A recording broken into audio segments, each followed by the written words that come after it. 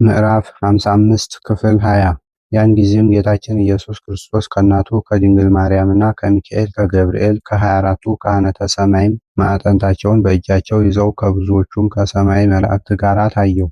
የብርሃን ድባብ የያዙ አሉ፣ መነሳንስ መብራት የያዙ አሉ። አባታችን ተክለ ሃይማኖትም ጌታን ባየው ጊዜ በጉልበቱ ሰገደ። ፈጽሞም ጭኑ እንዳልተሰበረ ሆነ። ከደስታውም ብዛት የተነሳ የደዌው ጽናት አልተሰማውም። ጌታም ወዳጄ ሆይ ድካምህ ሁሉ መከራህም ለመታሰቢያህ ይሆን ዘንድ በሰማያዊት ኢየሩሳሌም ተጻፈ አለው። ጌታም ይህንን እየተነጋገረው የአባታችን የተክለ ሃይማኖት ነፍሱ ከስጋው ተለየችና ጌታችን ኢየሱስ ክርስቶስ ተቀብሎ ሳማት። የጸራሽ ንጽሕት ነፍስ ሆይ ወደ እኔ ነይ አላት። ወደ ላይም ሲያሳርጋት የጻድቅ ሞቱ በእግዚአብሔር ፊት ክቡር ነው እያሉ መላእክት የምስጋና መስዋዕት አቀረቡ። በዓለም የደከመ ለዘላለም ይድናል፣ ጥፋትን አያይምና። እግዚአብሔር የሰራት ቀን ይህች ናት፣ በእርሷም ደስ ይበለን ሐሴትንም እናድርግባት ያሉ አሉ። ብዙዎችም የሰማይ ሰራዊት በዳዊት ቃል ያመሰግናሉ። ሁሉም ቅድመ ዓለም ለነበረ ዓለምንም አሳልፎ ለሚኖር ለእግዚአብሔር በሰማይ ምስጋና ይግባው፣ ሰውንም ለወደደው በምድር ሰላም ይሁን ይላሉ። ይህንንም እያሉ ከአብ ከመንበሩ ፊት አደረሷትና ከዚያ ሰገደች። ወስደውም በሕይወቷ ወዳየችው ወደ ዘላለም ርስቷ አገቧት። ጌታችንም ወዳጄ ተክለ ሃይማኖት ሆይ ይህንን የመንግስት አዳራሽ በሰው ልጅ ሐሳብ የማይለካውን ውሰድ አለው። የመለኮትን ባህሪ የሚናገር የእሳት አንደበት ያለው ልብሰ መንግስትንም አለበሰው። በመስቀልም የተጌጡትን ሰባቱን የብርሃን አክሊሎች አቀዳጀው። እኒህ ሰባቱ አክሊሎች አንዱ ስለ ቀናች ሃይማኖትህ፣ አንዱ ሃይማኖትን ለማስተማር ስለ መዞርህ፣ አንዱ ስለ ደምህ መፍሰስ፣ አንዱ ጣዖታትንና አጋንንትን ስለ ማጥፋትህ፣ አንዱ ወደ ኢየሩሳሌም ስለ መውረድህ፣ አንዱ በመቆም አጥንትህ ስለተሰበረ፣ አንዱ ስለ ጾምህና ስለ ልብህ ንጽህና ነው አለው። በአምስቱ መንግስተ ሰማያት በ15ቱ አህጉረ ገነት ላይ ሾመው። አስቀድሞ ተስፋ እንደሰጠው ልዑል ክቡር በሚሆን ዙፋን ላይ አስቀመጠው። ልጆቹ ግን መንፈሳዊ አባታቸውን አምላካዊ እረኛቸውን አጥተዋልና ብዙውን አለቀሱ። ለካህናት እንደሚገባ በማህሌት በዝማሬ ገንዘው ቀበሩት። እንደዚህ ያለውን ገናና እንደምን እናገኘዋለን? እንደዚህስ ያለውን ክቡር እንደምን እናከብረዋለን? እንደዚህስ ያለውን ልዑል እንደምን ከፍ ከፍ እናደርገዋለን? ለጌታው የታመነ የሆነውን ስም አጠራሩ በበጎ የቆመውን የመዓዛው ሽታ እንደተወደደ ሽቶ የሆነውን የነገሩ ጣዕም በሁሉ አፍ እንደ ማር ጣዕም የሆነውን ከእናቱ ማኅፀን ጀምሮ የተመረጠውን እንደዚህ ያለውን ቅዱስ እንደምን እናከብረዋለን? በሰውና በእግዚአብሔር ዘንድ የተወደደ ስለ ገናንነቱና ስለ ሃይማኖቱም መረጠውና እግዚአብሔር የወደደውን አደረገ። ከኋላውም የተባረከና የተመሰገነ ዘር የሚናገርበት ስም ተወ። ስጋውም በክብር ተቀበረ። የሚያውቁትና በፍቅሩ የተጌጡት የተመሰገኑ ናቸው። ብዙ አባታችንም እንደተናገረው አባታችን ኤልሳዕን አበምኔት አደረጉት። ስማቸውን የጠራነው ልጆቹም በክብር አረፉ። ቁጥራቸውም 14 ነው። አባታችንንም ከቀበሩት በኋላ ወደ አዝመራቸው ቢመለከቱ አራዊት በልተውት ጨርሰውት ነበርና ያገኙት ነገር አልነበረም። በዚያችም ቀን የበሉት ድንችና ሽንኩርት 80 መደብ ሆነ። ወፎችም እንደ ልማዳቸው አስጨነቁ። ጅቦችም ገና በቀን አህዮችን፣ ላሞችን ይበሉ ጀመር። አባታችን ተክለ ሃይማኖት ባረፈ በ3ኛው ቀን የአባታችን የእህቱ ልጅ ስሙ አምደ መስቀል የሚባል በደግነቱ የተመሰገነ አንድ ዲያቆን መነኩሴ ሞተ። ወስደው ሊቀብሩት ገነዙት። በአስከሬኑም ላይ የሙታን ጸሎት ከተደረሰ በኋላ ተንቀሳቀሰ። መግነዙን ፈተው ምን ሆንክ ብለው ጠየቁት። እንደምታዩኝ ሞትኩ፣ ከእውነተኛው ገዢ ዘንድ አቆሙኝ። ከዚያም ወደ አባታችን ወደ ተክለ ሃይማኖት ቤት ወሰዱኝ።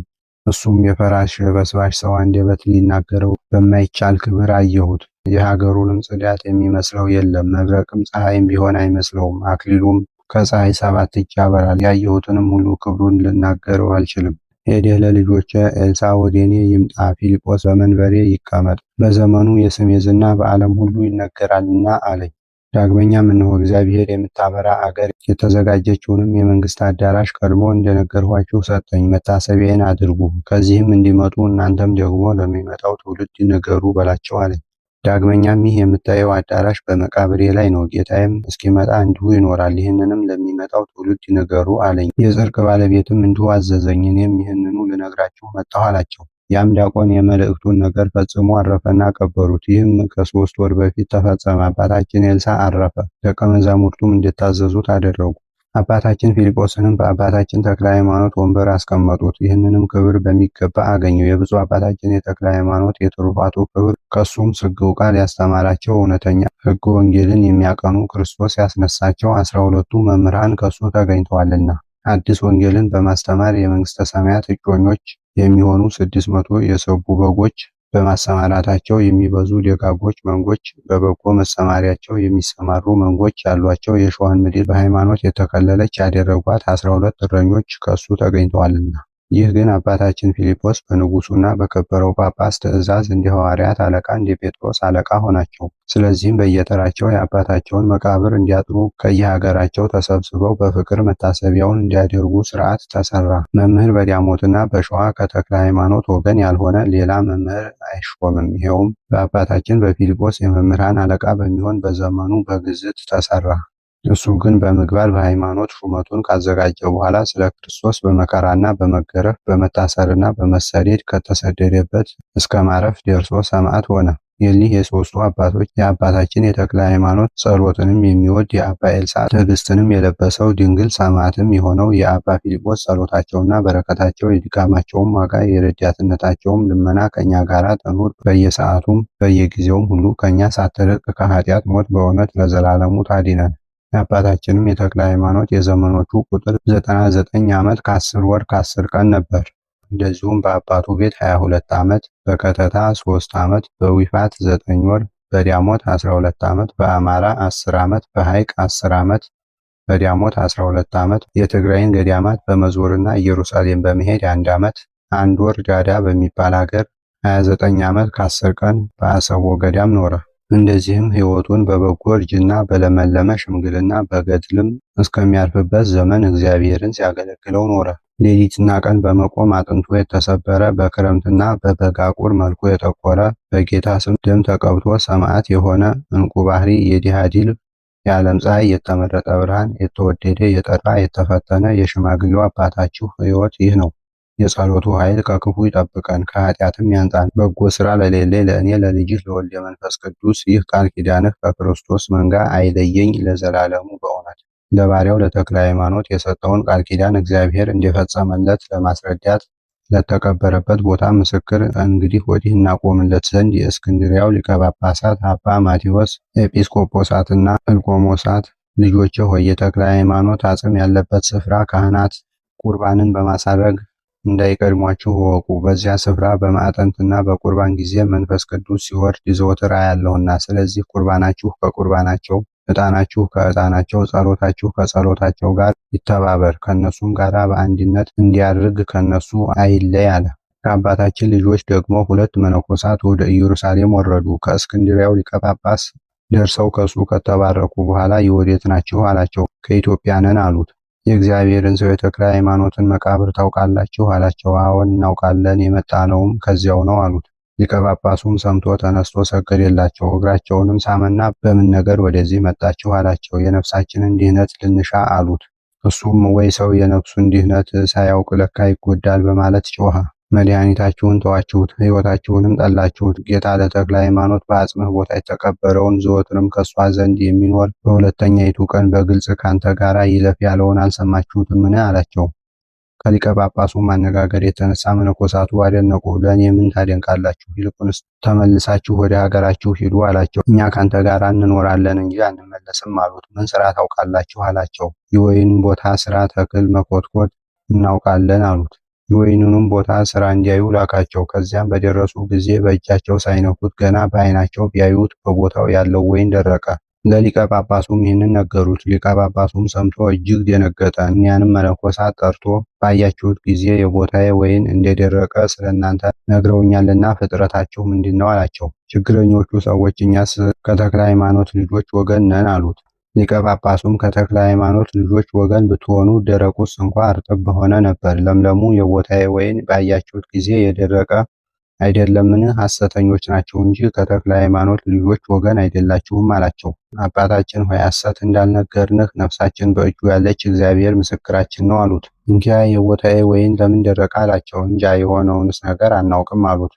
በተክለ ሃይማኖት መቃብር የተሾመውን አበብኔት ተሰናብታችሁታልን? አላቸው። አባታችን አልተሰናበትነውም አሉት። ሊቀ ጳጳሱም እጆቹን አጨበጨበ። የቦታዬ ወይን ስለዚህ እንደደረቀ አሁን ገና አወቅሁት አለ።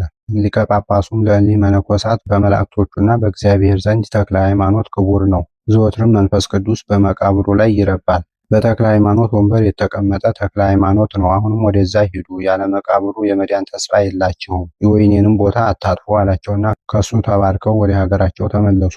የሊቀ ጳጳሱም የወይኑ ቦታ ለመለመች፣ ብዙም አፈራች። እኒህም መነኮሳት ይህንን ሲያወሩ ኖሩ። ሰይፈ አርዕድ በተባለ በንዋየ ክርስቶስ መንግስት ደግሞ ከንጉሱ ሰራዊት አንዱ ወደ ዋሊ ገዳም ሄዶ ሁለት መነኮሳት አግኝቶ እጅ ነሳቸው። ከወዴት ነህ አሉት። ከሸዋ ክፍለ ሀገር ከዚያውም ግራሪያ ከምትባል አውራጃ ነኝ አላቸው። ተክለ ሃይማኖት የሚሉትን ታውቀዋለህ አሉት። አባቴ ነውና አዎን አውቀዋለሁ አላቸው። ወደ መቃብሩ ደርሰሃል አሉት።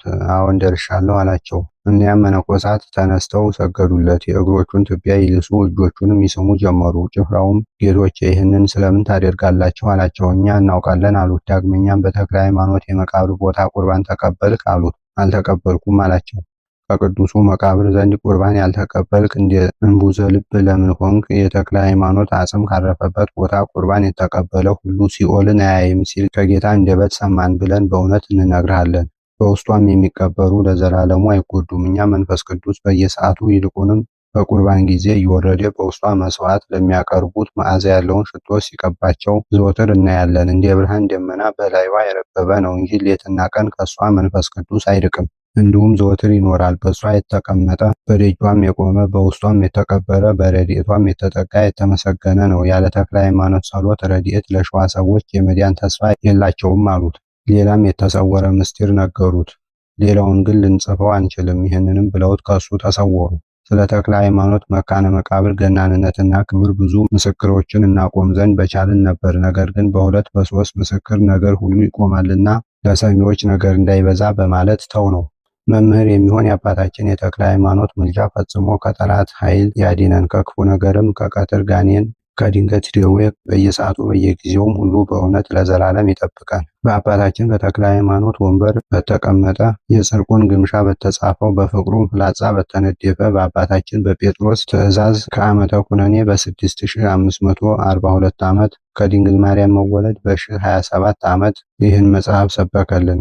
ከብልህ ልጅ መወለድ በ1042 ከኢትዮጵያ እምነት በ699 ከአንጾኪያ ሰማዕት በ754 ከጉባኤ ኒቅያ ሃይማኖት በ814 ዓመት የፀሐይ አበቅቴ 3 የጨረቃ አበቅቴ 23 ዕለት ዮሐንስ ቀዳሚት ሆኖ ሳለ በወንጌላዊ ማርቆስ ተራ ዘመን አባታችን ጴጥሮስ በተሾመ በ10ኛው ዓመት ክብር ምስጋና ይግባውና በእግዚአብሔር ፈቃድ ጽሕፈቱ ተፈጸመ።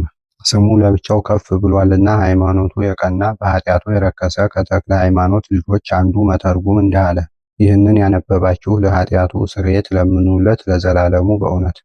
የጻፈውን ሰባተኛውን እጨጌ አባ ዮሐንስ ከማን ያሳተመውን ተስፋ ገብረ ሥላሴን ያነበበውን የተረጎመውን ቃሎቹንም የሰማውን ባለመለያየት ሁላችንንም አብሮ ይማረን። የምናመሰግነው እግዚአብሔር ይቅርታውን ቸርነቱን ይስጠን፣ መንግስቱንም ያወርሰን። በወለደችው በድንግል ማርያም አማላጅነት ፈቃዱን ስለፈጸሙ ሁሉ አማላጅነት የአባታችን የተክለ ሃይማኖት ጽዋ ፈንታውን እድል ተርታውን ያድለን፣ ክብሩንም ያልብሰን። የሰይጣንንም ሰራዊት ከእግሮቻችን በታች ይጣላቸው ለዘላለሙ በእውነት።